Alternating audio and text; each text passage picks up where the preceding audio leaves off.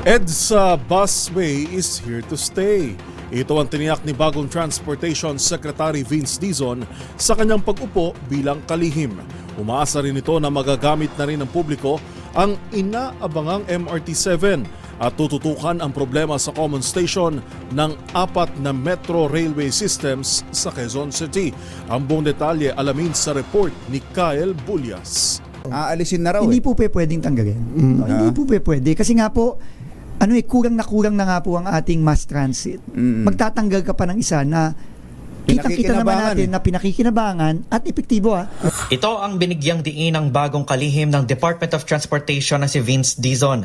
Imbis na alisin ang EDSA Busway, sinabi ni Dizon na lalo pa nila itong aayusin at pagagandahin para sa ika-aalwa ng biyahe ng mga commuter. Kabilang aniya sa prioridad ng bagong administrasyon ng DOTR ang pagtatayo ng bridgeway sa ilang istasyon ng busway. Bawat stasyon ng busway dedicated para hindi na sumasabay. Na-imagine ko yung dami ng tao na yun. Grabe ho. So 3 po yung stasyon na yan, no? Ortigas, Santolan, tsaka Kamuning. No? So, Bahagi naman aniya ng long-term plan ng DOTR ang pagsasailalim ng EDSA Busway sa public-private partnership para sa iba pang proyektong magpapaganda rito.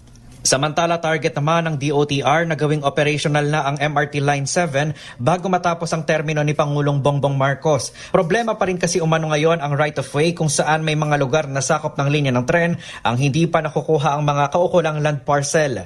Sa bahagi naman ng North Triangle Common Station sa North EDSA Quezon City na 2011 pa sinimulan pero hindi pa rin nagagamit hanggang sa kasalukuyan, nagkaproblema umano sa kontraktor nito. Sabi ni Dizon, aalamin pa niya kung anong rason sa delay at kung hindi matutugunan ay mapipilitan umano silang kumuha ng bagong kontraktor.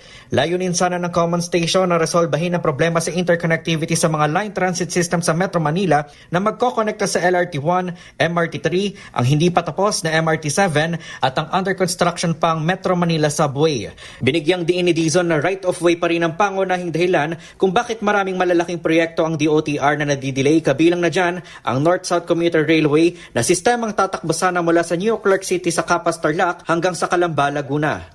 Samantala, bumuo na ng flagship project management office si Dizon. Una umanong tututukan ng opisina ng 6 na critical projects ng DOTR para sa transport sector. ito na po yung Maniga to Clark Railway, yung NSCR, yung Metro Manila Subway, yung pong EDSA Busway, yung rehabilitation ng EDSA Busway, yung pong EDSA Greenways, yung magtatayo po tayo ng mga covered walkway para sa mga kababayan natin para makokonect na sila sa paradahan ng jeep, konektado na sa LRT, Hindi mababasa. hindi mahihirapan. Yung Cebu BRT at yung Davao Bus System, no, 6 po 'yan. Pero pwede po tayo magdagdag as we go along. So Kaiba sa mga PMO na pinamumunuan ng mga direktor at assistant secretary, sinabi ni Dizon na siya mismo ang tututok dito upang matiyak na bawat proyekto ng pamahalaan na layong ayusin ang problema sa sektor ng transportasyon sa bansa ay maisa sa katuparan. Para sa MBC TV Network News, ito si Kyle Bulyas ng DZRH, una sa Pilipinas, una sa Pilipino.